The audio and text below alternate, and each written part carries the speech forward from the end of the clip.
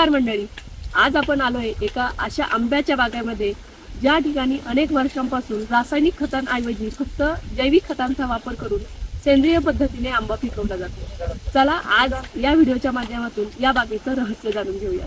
तर सगळ्यात आधी तुमची आणि तुमच्या बागेची। नमस्कार। तर माझं नाव सुमित सुरेश जासूर, राहणार चव्हाणवाडी। तर मी आता ही आपली बाग 4 वर्षाची आहे।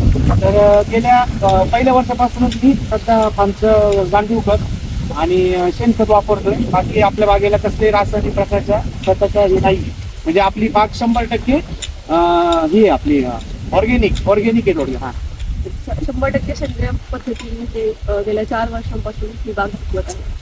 तर तुम्हाला असं का वाटलं की जीवाणू जैविक खतच वापरायचं किंवा गांडूळ खतच वापरायचं आणि ते ह्या बागेसाठी कसं उपयोगी शकतं? कारण की आज आपण पाहतोय मार्केटच्या याच्यात की पूर्ण रासायनिक खतांचा हे, कारण की आपण आपल्या घरापासून हे करतो की जसं रोगराई वाढलेली। तर माझी एक पहिल्यापासून इच्छा होती की आपल्या शेतात की पूर्ण एक आपल्याला ऑर्गेनिक शेती करायची आहे। म्हणजे आपल्याला उत्पादन जरी कमी भेटलं तरी पण चालेल की आपल्याला ऑर्गेनिक शेती करायची होती। मग ह्या हिशोबाने आपण हे केली शेती पूर्ण 100% आपण हे करतोय नॅचरल गांडूळ खतावर। या खतामुळे तुम्हाला काय फरक जाणवला? तसं पाहायला गेलं तर आपली झाडाची मालाची साईज एकदम जबरदस्त आहे आणि झाडाच्या म्हणजे फळ एकदम गोड आहे। म्हणजे बाजारातल्या फळापेक्षाही आपलं म्हणजे झाडाचं फळ एकदम गोड आणि चांगल्या दर्जाचं आहे। तुम्ही जे इतर आंबा उत्पादक आहेत किंवा फळबागांचे जे शेतकरी आहेत त्यांना काय सल्ला द्याल?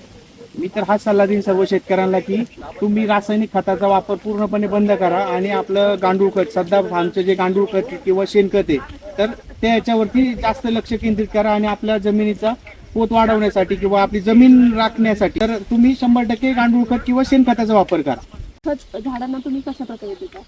तसं आपला माल पूर्ण उतरून गेल्यानंतर आपण झाडाची छाटणी वगैरे करतो आणि झाडाच्या जे खोडा असतं त्या खोडाच्या शेजारी आपण एक खड्डा किंवा असं गोल आकारात पण आपण देतो आणि त्याच्यात खतं भरून वरून माती टाकून आपण त्या पद्धतीने करतो खताचे। म्हणजे गांडूळ खत तुम्ही त्यात टाकल्यानंतर परत माती लावतो। हो हो हो, जेणेकरून त्यातले जे चांगले बॅक्टेरिया हा, हा. आहेत ते मरले। हो हो। मित्रांनो, तुम्ही ह्या बागेचे जे शेतकरी आहेत त्यांच्या स्वतःच्या तोंडून ह्या सगळ्या प्रवासाचा प्रवास ऐकला तर तुम्ही सुद्धा आजपासूनच रासायनिक खतांऐवजी सेंद्रिय खतांचा वापर करा आणि आपल्या जमिनीचं आरोग्य सुधारवा।